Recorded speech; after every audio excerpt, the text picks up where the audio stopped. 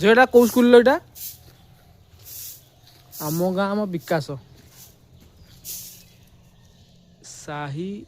कालिया गोष्ठी हाँ तू तू काम करे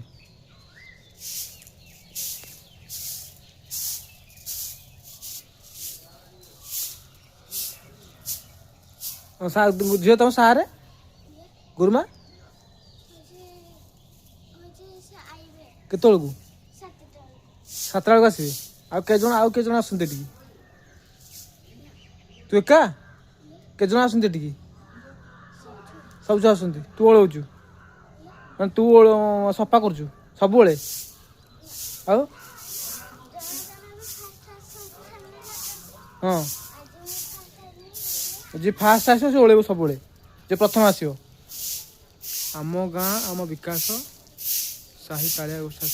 କେନ୍ଦ୍ର ଖୁଲୁଡ଼ା ସବୁବେଳେ ଯିଏ ଫାଷ୍ଟ ଆସିବ ଓଳେଇବ ନା